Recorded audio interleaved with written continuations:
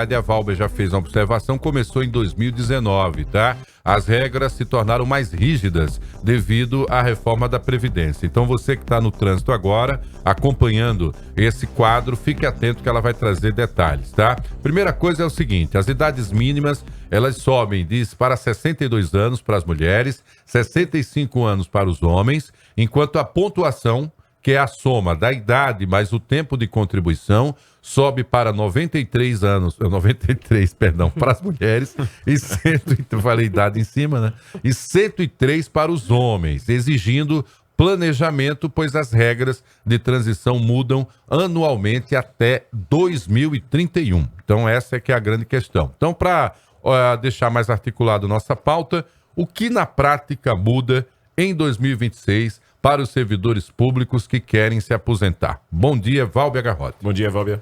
Bom dia, Marcos. Bom dia, Marcos. Hoje eu disse Marcos de novo. Viderlan. Minha gente, é porque o Marcos, Marcos tá falando por 10 hoje. Ele hoje, se antes ele já vale por 5, ele vale por 15 hoje. Benza Deus, meu Deus. É impressionante esse menino. Tomou água de chocalho. Não sei de qual, né? Voltando para as aposentadorias de servidores públicos.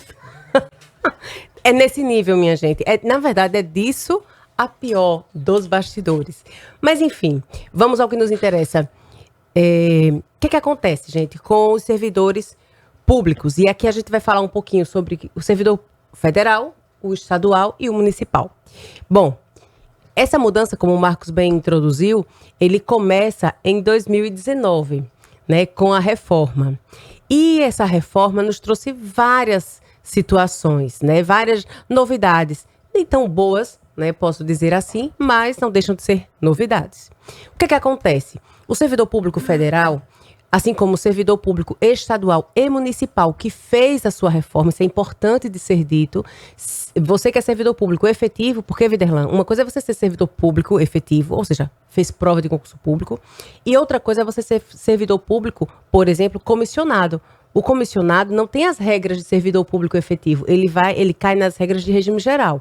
Então é importante você se posicionar. Eu sou servidor, qual é o meu tipo, minha categoria de servidor?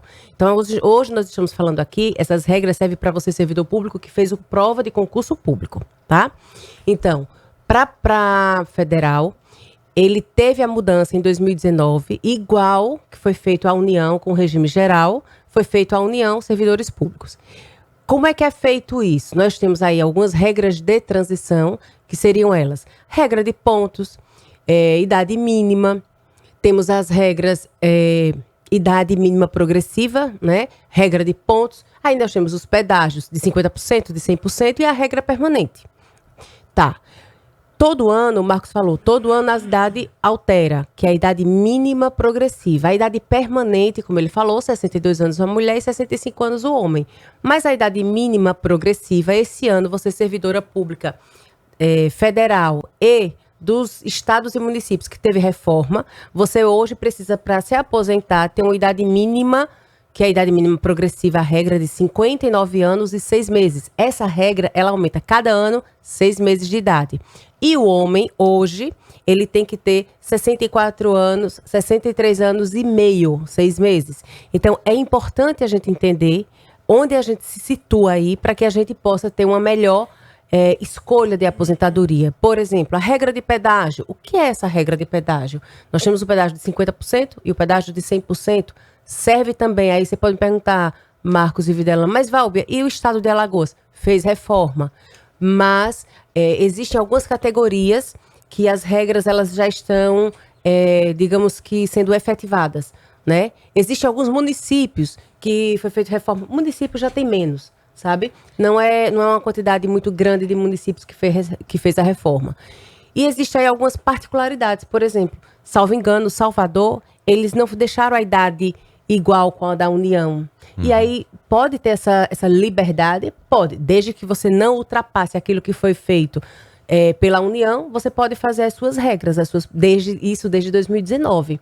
Então, o que é que eu quero dizer com tudo isso? Vocês percebem que são muitas regras, são muitas nuances, são muitos detalhes. O que eu quero dizer é, você precisa ter um profissional que entenda dessa área, né, sobre regime próprio, porque é uma área muito específica, e que ele possa entender desde o estatuto do servidor, do ente, as regras que existiram e o que é mais importante. Você precisa saber, servidor, se você não tem uma regra, um direito garantido, que é as regras anteriores. Isso. Então, isso é importante de ser dito também. Nem tudo está tão perdido, né? A diferença das regras, elas também se estende para quem entrou antes, para quem tem direito para depois da reforma. Como é que funciona esse paralelo? Eu costumo dizer assim, para que as pessoas... Eu costumo dizer, digo, olha, para vocês não esquecerem. Se você estiver no campo jogando, não dá para... os jogadores estão lá e o juiz diz assim, para que nos 45 do segundo tempo eu vou mudar todas as regras. Não tem como, né? Não dá. Então, se você já está no campo, até vai mudar se você não foi até o gol fazer o gol. Fazendo analogia para que as pessoas entendam. Sim. Mas, o que é que acontece? Vai existir o que a gente chama, que são as regras de transição, vai existir um pouquinho da regra que tinha, eles vão mesclar com um pouco das regras novas. Então, há o que a gente chama de regra de transição. Vai ter um pouco do que ele tinha uma expectativa de direito, ele não tinha um direito adquirido. Mas vamos imaginar, no exemplo que eu falei aqui, o jogador foi lá e, fez o gol. Ou seja, ele completou os requisitos. Então, se ele completou todos os requisitos para aquela regra, e aí eu sempre exagero também para que as pessoas entendam, pode passar 5 anos, 10 anos. Você tem direito garantido no teu patrimônio jurídico. Então, faz parte da tua história, do teu patrimônio jurídico. Você pode, sim, ver essa regra que você fez, a complementação de todos os requisitos, lá na frente, quando você for se aposentar. Então, essa tua pergunta me leva a um questionamento que eu recebi ontem, sobre paridade e integralidade, que é a forma de cálculo e de reajuste. Tudo do servidor vai partir de quando você entrou no serviço público. Então, a regra para você se posicionar, o que é que eu tenho direito? Eu tenho direito adquirido, as regras passadas, eu tenho direito só à regra permanente daqui para frente, eu tenho direito à regra de transição. Quem vai me dizer é você me dizendo quando foi que você entrou no concurso público. Então, a partir do dia que você me diz, eu entrei no concurso público no dia tal, do mês tal, do ano tal, aí a gente sabe dizer, aqui ainda existia as regras antigas ou já houve uma reforma, enfim. Então, a gente precisa se posicionar. É diferente do regime geral. O regime geral é quando você começou a contribuir. Então, as regras estão ali. Preencher o requisito, já o servidor é quando você entrou no concurso público. Tá? Agora, existe essa diferença. Vamos dificultar mais. Para o servidor que tem outra aposentadoria, tem alguma dificuldade? Mudou a regra? O que é que tem de peculiaridade nesse fato? Isso é muito bom. Um colega advogado... Bom para ele, né? Que já tem uma grana e ainda vai ganhar outra. Né? Um colega advogado ontem me ligava exatamente querendo saber isso. O que é que eu faço se de repente o servidor tem uma outra aposentadoria ou ainda não tem uma outra aposentadoria, mas o servidor ele tem 2 matrículas. Quando a gente diz 2 matrículas é porque ele passou em 2 concursos públicos, tá? Então, o que é que acontece? Ele pode sim, Marcos, cumular essas duas aposentadorias. Diferente do regime geral. O regime geral você pode ter 3 empregos, você só vai ter uma aposentadoria. No regime próprio, se você tiver passado em 2 concursos públicos, e aí entram os detalhes, que como eu digo, todo o direito previdenciário é muito, eu acho ele muito bom, porque ele nos dá na vírgula ali o ponto de virada para buscar um direito. Então, existe lá no artigo 37 da Constituição a exceção, e a exceção não pode ter 2 aposentadorias no mesmo regime, salvo, então vem uma vírgula e diz, servidor público que seja técnico e magistério, cargo de técnico e de magistério, exemplificando, trazendo para o dia a dia, um professor e um médico, ou um professor que tem 2 matrículas, ou um médico que passou em 2 concursos públicos, então precisa ser um técnico e um magistério, ou 2 técnicos, ou 2 magistério. Se ele tem esses cargos, ele pode acumular 2 aposentadorias. Tirando isso, não tem como haver acumulação de aposentadoria para o regime próprio. Quando estamos falando também sobre essas modalidades, o que contempla, por exemplo, quem fica naquela chamada lista reserva, né? É um aspecto que deixa muita gente na dúvida. Isso passa a contar também no momento em que você é aprovado no concurso, assume o papel de servidor, mas para poder também fazer parte dessas regras, isso dá esse direito de ser reivindicado também, Valber? Ela, a sua pergunta, ela é perfeita. Por quê? O que é que acontece? Como eu falei anteriormente, quando foi que eu entrei no serviço público? E o que é entrar no serviço público? É ser anunciado como aprovado. Né? Não, no meu entendimento, como Entendi. Isso, pronto. O que é que acontece? Existe a aprovação, existe a nomeação e existe a posse. Então, nós temos aí, você passou no concurso público, teve a publicação que você foi aprovado. É a aprovação. Você foi, uma vez aprovado, o chefe do Poder Executivo vai te nomear servidor público. Mas ele é um ato, como a gente chama, juridicamente falando, ele é um ato complexo. Para ele ter efetividade, você precisa, Viderlan, dizer assim, ok, eu já entendi que eu fui aprovado, ok, eu fui nomeado pelo, exemplo, governador, pelo prefeito, pelo presidente da república, enfim, eu fui nomeado, mas eu, Viderlan, preciso dizer se quero. E aí é o termo de posse, é daí que conta a tua vida. Então, o termo de posse é onde é o último oficializa o seu sim, né? Exatamente. Por ser um ato complexo. Isso é muito importante e as pessoas vêm achando que, exatamente como você falou, mas eu estava na reserva, mas eu fui nomeado. Às vezes, por um dia, entre a nomeação e a posse, você perde alguns direitos. Vixe, Maria, aí demais, né? Aí porque eu já vi isso em prática. Aí o cara endoida, né? Tem informação agora, Josi. É o Jorge. Tem uma pergunta do Jorge. Fala, Jorge. Bom dia a vocês aí da Rádio Mix. Eu gostaria de saber com a doutora aí, a pessoa que é comissionada, se tem direito, se é pago o INSS, quando a pessoa está no estado, na prefeitura, comissionado. Fico agradecido a vocês. Tá? Um bom dia. Quem fala é o Jorge, aqui da cidade universitária. Muito agradecido pela atenção.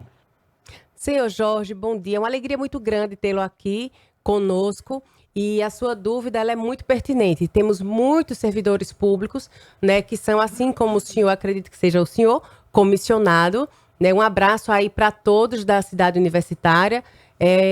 Que bom tê-los aqui, né, Marcos e Viderlan? Claro. Nos ouvindo, são ouvintes que nós gostamos muito, mas respondendo, seu Jorge, a sua pergunta significa o seguinte: o senhor vai ter que observar, pega teu contra-cheque quando o senhor ouvir isso agora, pega o contra-cheque do senhor. No contra-cheque do senhor, deve estar, dentre as rubricas que a gente fala, que está lá, existe o que o senhor Jorge recebe, existe talvez alguma rubrica pelo cargo que o senhor exerce, mas existe logo abaixo o que é descontado. E o que é descontado? Imposto de renda, via de regra, imposto de renda e a previdência. Lá no teu contra-cheque ele precisa estar, e aí não é só com o senhor, todo e qualquer servidor que ele for comissionado, no contra-cheque precisa estar lá discriminando que há uma retenção na fonte da contribuição previdenciária e que ela é vertida para o INSS. Então, o município que o senhor trabalha hoje, a prefeitura, ela é apenas, para que o senhor entenda, um meio, um instrumento pelo qual o dinheiro tem que chegar no INSS. Então, a prefeitura retira esse dinheiro, pega esse dinheiro dessa parte do senhor, que é a sua parte de segurado, encaminha para o INSS e isso fica registrado nos documentos. Então, deveria estar registrado aí, o documento mais fácil que o senhor tem acesso agora é olhar o seu contra-cheque. Se não tiver, o senhor vai ter que ir lá no RH do município e dizer cadê a minha contribuição previdenciária, porque se o município não descontar, o senhor terá problemas quando o senhor for precisar, seja de um benefício, auxílio-doença, coisas do tipo, seja a aposentadoria. É isso. É isso, Marcos Rodrigues, né? Eu, pelo menos de minha parte, acredito que a situação ficou muito bem esclarecida com esse contato aqui com a Valbe, né? Principalmente com as questões dos servidores que são considerados aqueles que ficam aquele chamado cadastro de reserva, né, Marcos? É muito importante ficar atento para essas etapas. Sinceramente, isso para mim é um fato novo. Eu achava que passou no concurso, teve o nome publicado na lista, já tinha ali o direito de receber também os benefícios pelo que estabelece a Previdência. Pelo que estabelece a Previdência. Isso. Então, tem 3 etapas pelo que ela disse. Exato. Nomeação e até o sim, que é o momento da posse, não é verdade? É feito casamento, as pessoas não esquecem nunca, né? O padre vai perguntar, quer mesmo? Aí a mulher diz sim, o homem diz sim. A posse é exatamente gente, o a sim. cara do Marcos. A posse posse é o sim, Marcos Chola. 7 horas Presta e 10. atenção. Parabéns, Val. Você é muito inteligente, viu? Sucesso pra você. Parabéns, Quarta-feira, ela Seu tá mala, aqui mano. com mais novidades sobre o mundo da Previdência e suas minúcias, né? Essa coisa maravilhosa que é a Esse Previdência, mundo né? maravilhoso. Beijo a todos, A Deus Nárnia do abençoe. servidor. 7 horas e 19 minutos. Vamos para Valeu, um Valber. rápido intervalo. Daqui a pouco a gente volta.